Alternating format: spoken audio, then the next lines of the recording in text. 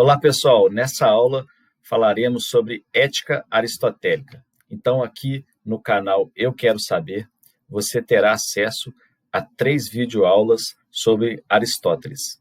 Então, assim como foi em Platão, nós gravaremos uma aula sobre a introdução à filosofia em Aristóteles, esta aula sobre ética em Aristóteles, ética aristotélica, e uma terceira aula sobre filosofia política em Aristóteles. Então vamos lá? Então vamos começar aqui com a nossa aula sobre Aristóteles, abordando Aristóteles sob o ponto de vista da ética. Então quem foi Aristóteles? Aristóteles foi um filósofo grego, aluno de Platão e professor de Alexandre o Grande.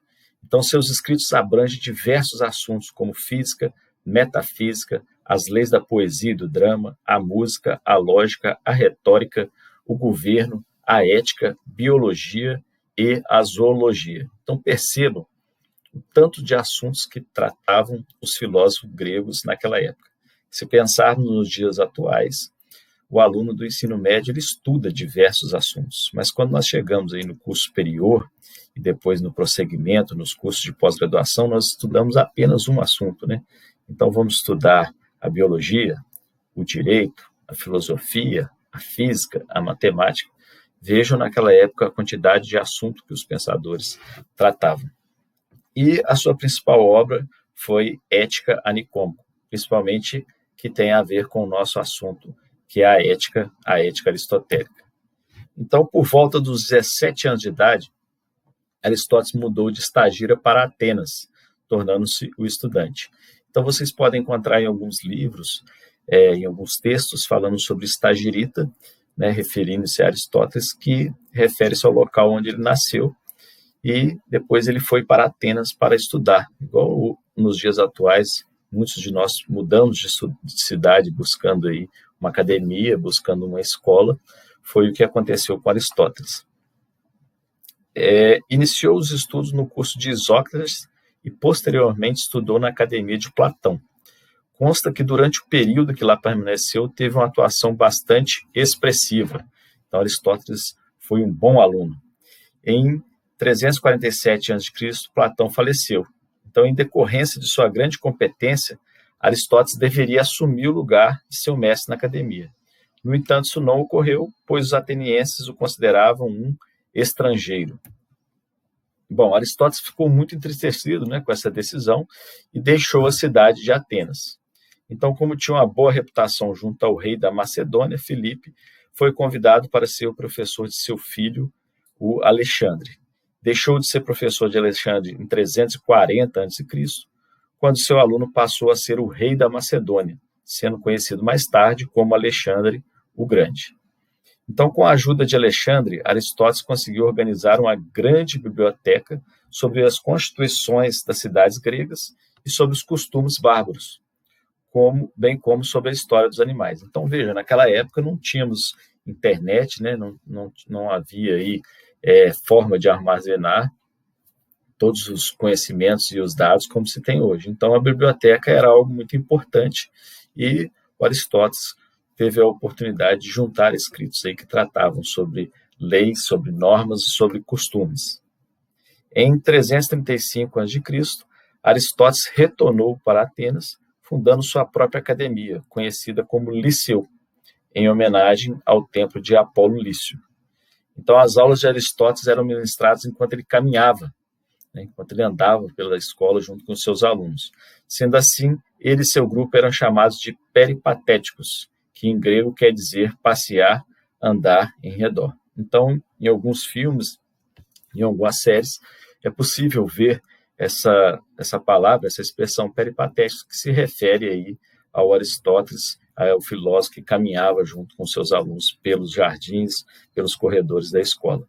Então, seus cursos eram divididos em 2 partes.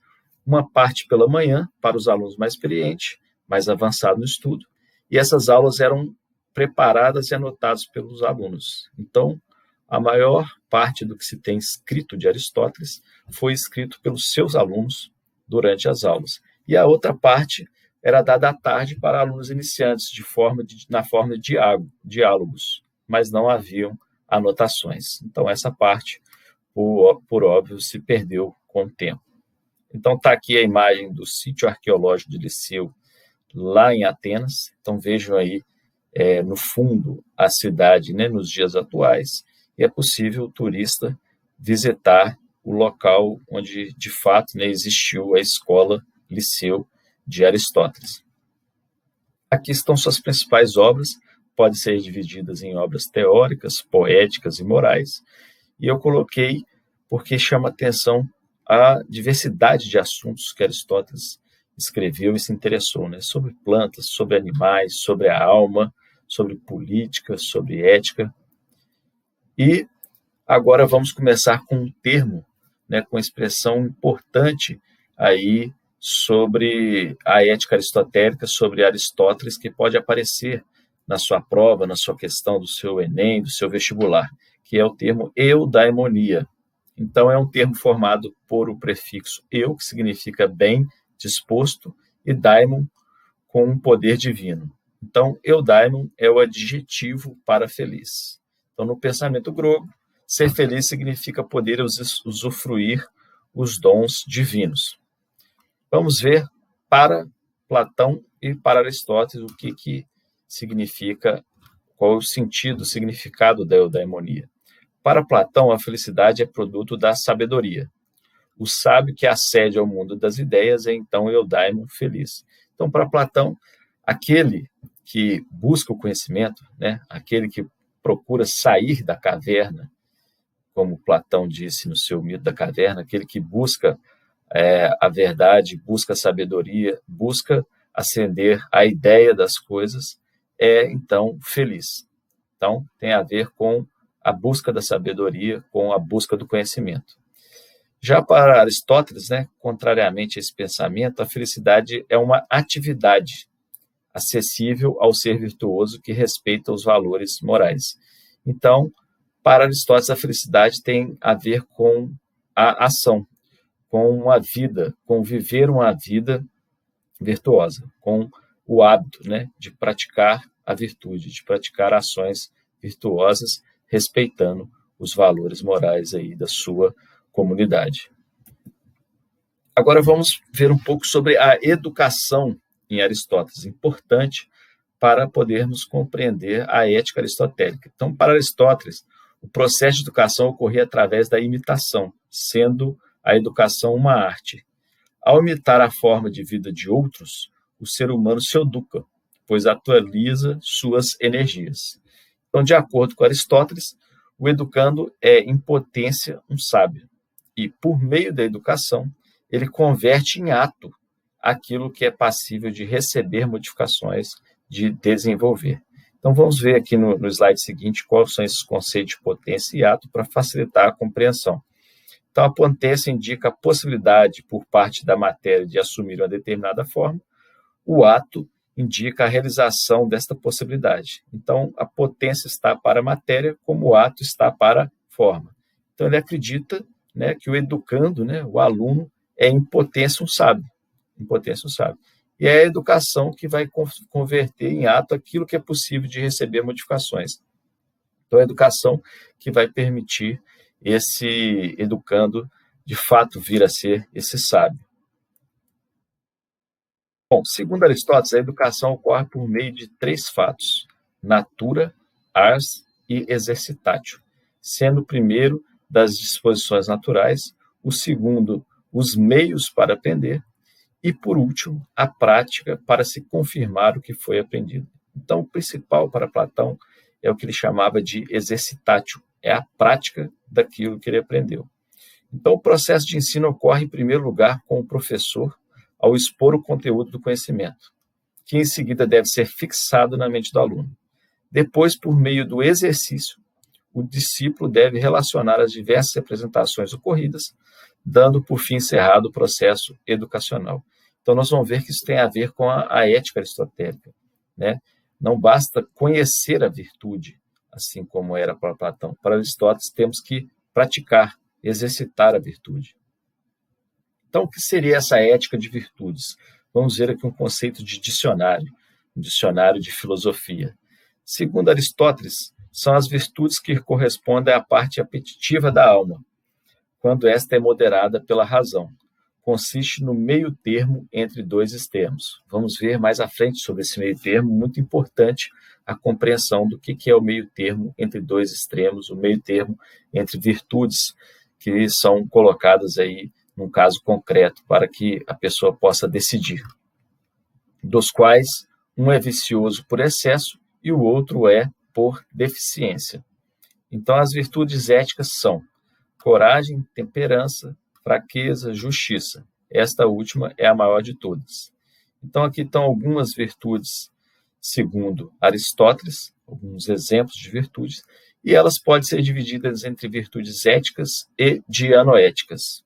Então, Aristóteles explica que as virtudes éticas são resultado de nossos costumes e hábitos e são dirigidas a dominar a alma sensitiva.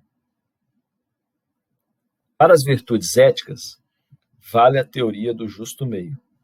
Então, por exemplo, entre a vaidade, que é um excesso, e a extrema modéstia, que é a evidência, a falta de autoestima, que evidencia a falta de autoestima, está o respeito próprio, que coincide com o justo meio, que é uma virtude. Então, nós vamos ler um texto mais à frente, onde que vai ficar claro para Aristóteles e para nós o que é esse justo meio, falando de virtude. Então, as principais virtudes éticas são fortaleza, temperança e justiça. E as virtudes dianoéticas? As virtudes dianoéticas, relacionadas às funções da alma racional, formam a parte do intelecto e do pensamento. Seu desenvolvimento depende da boa educação. Então, para Aristóteles, as principais virtudes dianoéticas são a sabedoria e a prudência, também chamada de frônesis pelos gregos. Então, vamos ler agora esse texto que fala sobre a virtude estar no meio termo relativo a nós. Quando ele fala meio termo relativo a nós, ele fala a nós, seres humanos, porque ele vai deixar claro no texto que tem um meio termo relativo às coisas, que é diferente, não é a mesma coisa do que o meio termo relativo aos seres humanos. Então vamos lá. A virtude está no meio termo relativo a nós, Aristóteles. Entendo por meio termo da coisa o que dista igualmente de cada um dos extremos, que justamente é o único e o mesmo para todos os casos. Então esse é o meio termo da coisa. Se nós pegarmos uma régua de 10 centímetros, o meio dela vai ser 5, né? Dependente da régua ser de madeira, de plástico ou de metal. Sempre o meio de uma régua de 10 é 5. E agora, o meio termo relativo às pessoas. Então, por meio termo relativo a nós, entendo o que não excede nem falta, mas isso não é o único nem o mesmo para todos os casos. Então, ele vai explicar, vai dar um exemplo, por que o meio termo para nós, para as pessoas, é diferente do que para as coisas. Então, vamos lá. Por exemplo, se 10 é muito e 2 é pouco, toma-se o 6 como meio termo da coisa. Esse meio termo ocorre segundo a proporção aritmética.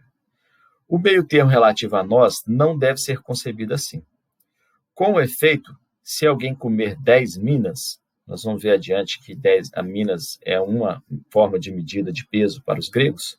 Então, se alguém comer 10 minas de peso, é muito e 2 é pouco. Na verdade, não é verdade que o treinador prescreverá 6 minas. Por isso, talvez seja pouco ou muito para quem as receberá. Para Milon, será pouco. Para o principiante nos exercícios, será muito. Então, vamos ver aqui. Minas, unidade de peso da Grécia, equivalente a cerca de 300 gramas. Assim, 10 minas correspondem a 3 quilos, 2 minas a 600 gramas, 6 minas a 1 quilo e 800 gramas. E Milon de Crotona, conhecido na Grécia Antiga como modelo de lutador, e diz a lenda que ele comia equivalente a 1 boi por dia. Então, pessoal, o que ele está dizendo é o seguinte, naquela época, né, lá nos gregos, na antiguidade, tinha a figura do treinador. Hoje poderíamos pensar aí num nutricionista, um treinador também, ou num personal, e ele precisa prescrever a dieta para o seu atleta. Ele está dizendo que a dieta do atleta não é igual para todos. Não significa que nós vamos pegar o meio entre comer muito e comer pouco e falar que existe uma alimentação adequada no meio termo igual para todos. Vai depender da carga de treinamento, vai depender do consumo diário energético de cada pessoa. Então, com esse exemplo, ele mostra que uma pessoa que está avançada nos exercícios, realiza muitas atividades físicas, tem que comer mais, por exemplo, que um iniciante ou um sedentário. E ele fala que o mesmo vale para a corrida e a luta. Então, desse modo, todo conhecedor evita o excesso e a falta e procura o meio termo e o busca, mas o meio termo relativo a nós. Se então toda a ciência leva a bom termo a função olhando o meio termo e a ele conduzindo as obras, e se os bons artesãos trabalham tendo o meio termo em vista, e se a virtude é mais exata e melhor que toda a arte, então ela terá em mira o meio termo. Então ele acredita que a virtude deve buscar o meio termo. Então, voltemos aqui à nossa apresentação de slides. Interessante saber para Aristóteles que, quando nós vamos tomar uma decisão na nossa vida concreta, se estivermos na dúvida se duas virtudes forem colocadas aí em jogo, nós temos que utilizar do meio termo, né? Nem o excesso, nem a falta, que qualquer um desses dois é considerado um vício para Aristóteles. Então, no que consiste essa ética aristotélica? Para Aristóteles, nós devemos viver para atingir a felicidade. Essa é a finalidade da nossa vida, né? Então, a felicidade é uma atividade conforme a virtude. Então, a felicidade é viver uma vida praticando a virtude. Ele acredita que todo conhecimento e todo trabalho visa algum bem, e o bem é a finalidade de toda ação humana. Então, o Aristóteles introduziu uma ideia de razão prática. Então, o que seria essa razão prática? Nós temos que tomar decisões todos os dias, nós temos que deliberar. E para que nós possamos deliberar bem, nós precisamos, segundo Aristóteles, nos educar e praticar as nossas ações segundo a virtude.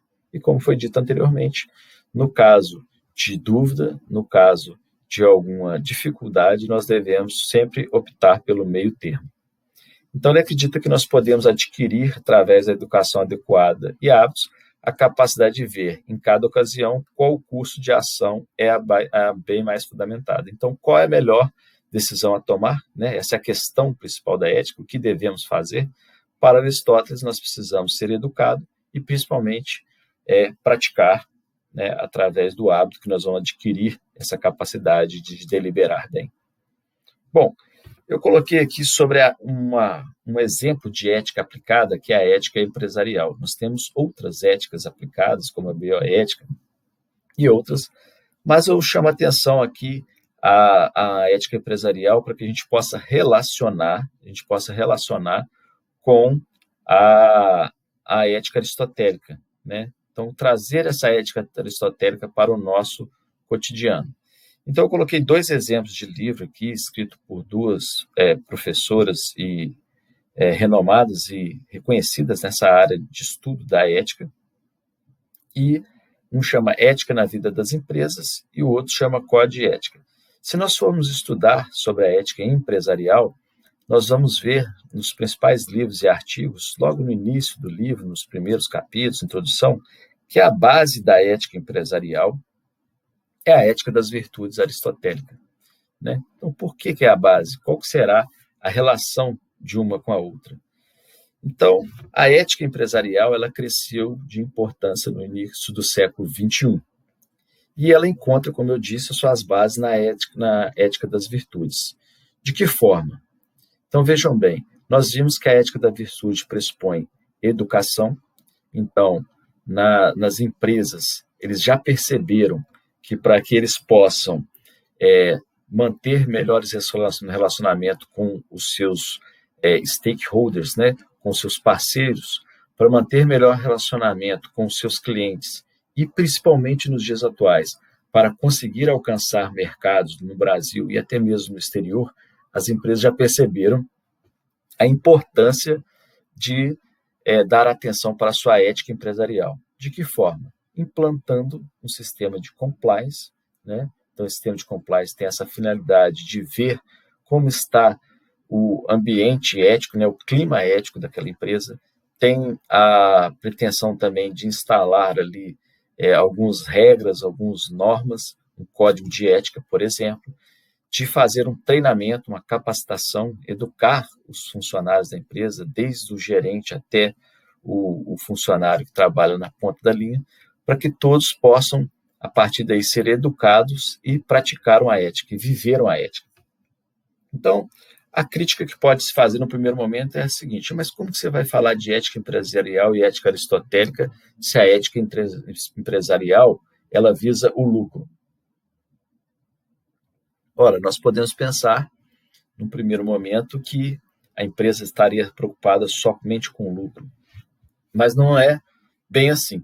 No momento que a empresa está preocupada com a ética, né, está preocupado com essa ética das virtudes, que seus funcionários tenham boas ações, que os seus gerentes, que os seus gestores ajam com justiça e também pratiquem boas ações, ela está preocupada com o lucro, mas ela também está preocupada com o seu funcionário.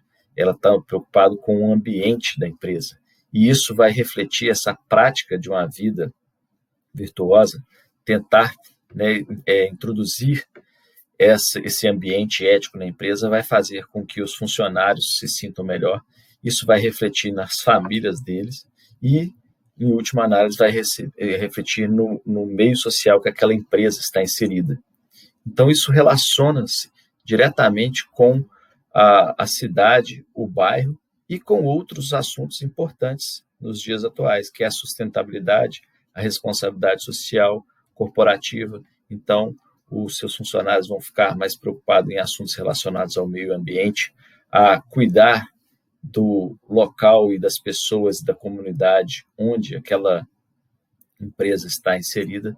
Tudo isso retorna para a empresa em bom ambiente de trabalho, retorna para a empresa em funcionário satisfeito e, em última análise, retorna para a empresa como lucro.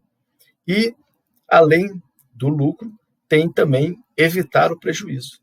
Então, as empresas já perceberam que se você tem algum funcionário, algum gestor que está desviando verba daquela empresa, né, que está sendo corrupto, que está praticando atos ilegais, está fazendo favorecimento de si ou de terceiros, isso vai dar prejuízo para a empresa, isso vai manchar o nome da empresa. Então, algumas empresas já perceberam que, às vezes, demitir um gestor que está desviando é muito melhor que demitir 50, 100 funcionários que, às vezes, estavam trabalhando honestamente. Mas existia uma dificuldade de identificar quem eram esses atores. Por isso, existe uma figura em algumas empresas americanas, e no Brasil também já temos esse modelo, chamado de Ethics Officer.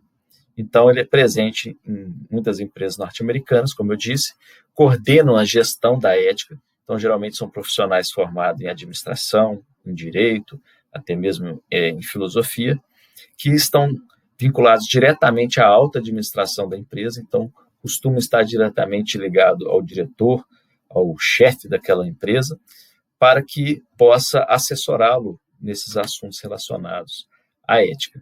Então, estaria aqui um exemplo de relação entre ética aristotélica e a nossa vida cotidiana. Então, pessoal, era sobre isso que queríamos falar. Muito obrigado a todos e até a nossa próxima aula.